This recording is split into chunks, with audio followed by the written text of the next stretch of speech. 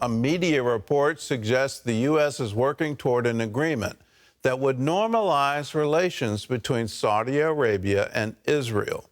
While the White House won't confirm the report, it would be a significant breakthrough in the region. CBN Middle East Bureau Chief Chris Mitchell explains what's behind the optimism. The negotiations, reported by Axios, would transfer control of 2 islands from Egypt to Saudi Arabia. Israel is involved because of a 1979 peace agreement with Egypt. CBN News asked Israel's ambassador to the United Nations, Gilad Erdan, about the report. I cannot comment directly, but we know it's not a secret that we celebrate the Abraham Accords. Israel is a peace-seeking country, and we want to expand this new circle of peace. And we hope that Saudi Arabia will be one of the next countries to join this circle of peace. We pray for it. One question being asked is, why now? Egypt, Saudi Arabia, and America, they are strategical partners. It's very important for America to be present in the Middle East and having good relations with those 2 countries. Former Israeli ambassador to Egypt, Zvi Mazel, says while these 3 countries need each other, the Biden administration has seen a shift in relations. The problem is that, in principle, the United States has decided, and it was said many times, to get away from the Middle East. Saudi involvement in the 2018 assassination of journalist Jamal Khashoggi strained relations with the U.S. According to Mazel, however, compromise could happen for the sake of standing against Iran. Facing Iran is the Sunni countries, led by Saudi Arabia, with the Emirates, with Bahrain, with Egypt, absolutely. But they need also Israel, because Israel is the only country among them that has an interest to face, even with violence, even with war, Iran. Mazel says every country has its own interest, and one way to unite them would be for Biden to build upon the Abraham Accords, engineered by the Trump administration.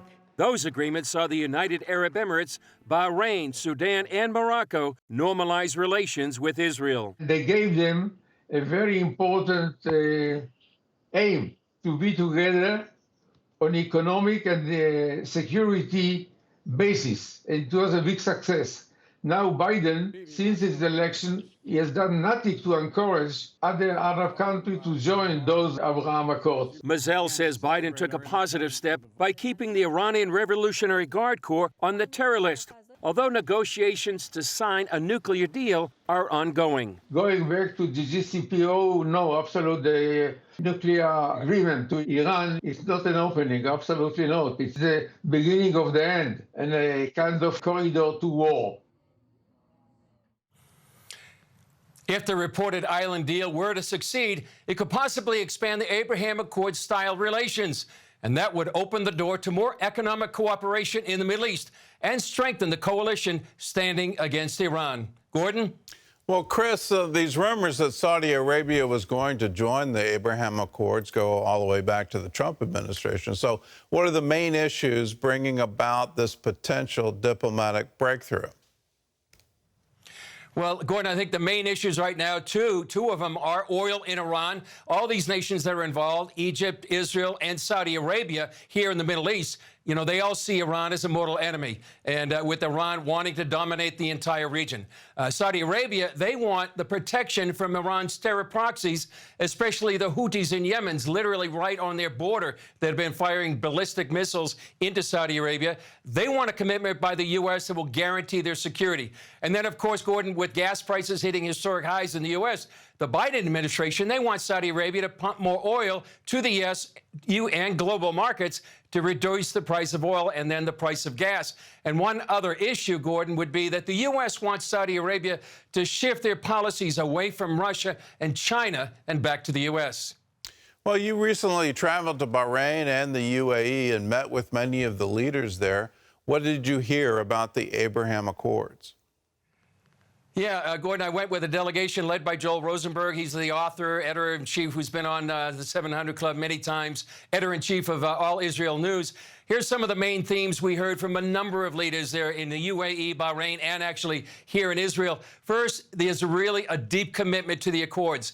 And right now, it's not just the countries. Now we're seeing people-to-people relations. One of the leaders there told us it's sort of like cousins getting to know each other. Second, despite today's report about this rapprochement possibly between Saudi Arabia and the U.S. and Israel, they felt that the Abraham Accords would have done much better. They would have progressed further to many nations and possibly to Saudi Arabia if the Trump administration had remained in power.